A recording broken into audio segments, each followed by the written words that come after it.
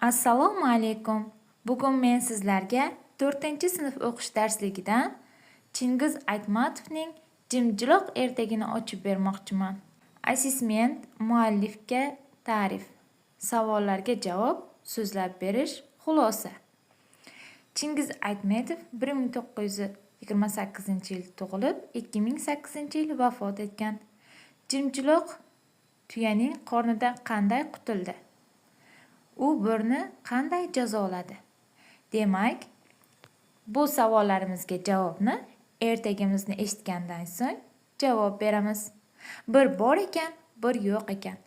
Bir kampir bilan cho'lning bo'yi jimjiloqday keladigan o'g'li bo'lgan ekan. Ot ham jimjiloq ekan. Jimjiloq otquloqlar bargining soyasida uxlab yotgan ekan. O'sha yerda o'tlab yurgan tuya bolani bargiga qo'shilib yamlab yubordi. Tuya yutganini bilmaydi, qovshanganini biladi degan matal o'shandan qolgan ekan. Jimjiloq tuyaning qornida yotib, bor ovozi bilan chinqirab, yordam so'rabdi. Chol bilan kampir bu ovozni eshitib qolib, tuyani so'yishibdi-da, qornidan jimjiloqni chiqarib olishibdi. Bir kuni och bo'ri jimjiloqni uchratib qolibdi. Zig'irday bo'lib olib, buncha likillaysan, kimsan o'zi? 2 yamlab bir yutaymi, debdi bo'ri. Yo'q, menga tegma, debdi jimjiloq. O'zingga qiyin bo'ladi. It qilib qo'yaman seni. Gaping uncha betayin, bo'rining it bo'lganini kim aytdi senga o'zi? Mana shu gaping uchun seni yeyman, debdi-da, bo'ri bolani yutib yuboribdi. Jimjiloq bo'rining chap ichagiga ham yo'q bo'lmabdi. Keyin nima yegani esidan chiqib ketibdi.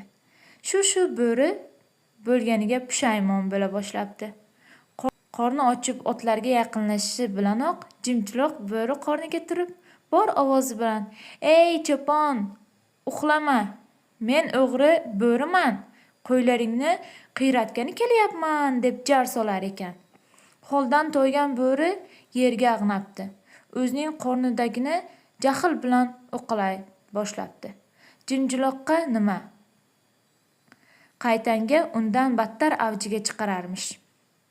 Chunki qochib ketayotgan bo'ri hadeb meni qo'yib yetinglar deb baqirarmish. Bo'ri bir amallab qutulishga qutulibdi-yu, lekin qornini hech narsa bilan to'ydira olmabdi.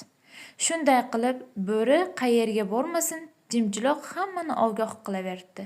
Bo'rining toqati to'q bo'libdi. Ozib ketganidan eti borib ustixoniga yopishibdi.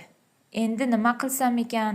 O'z boshimga falokatni sotib oldim-ku, qayga bormay meni endi menga tinchlik yo'q deb yig'lamoqdan beri bo'libdi.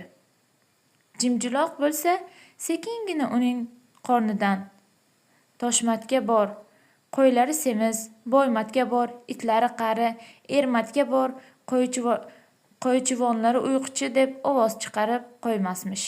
Oxiri hiqillab yig'lab, "Gaplaringga kirib bo'pman, undan ko'ra biron odamga boraman-da, it bo'laman. It bo'lganim yaxshi", debdi. Shunday qilib, bo'ri it bo'lib qolgan ekan. Asar qahramonlari kimlar? Jimjiloq, chol bilan kampir, och bo'ri. Yangi mavzuni mustahkamlash uchun zanjir uslubida o'qish. Uyga vazifa: ifodali o'qish va qayta hikoyalash. E'tiboringiz uchun rahmat.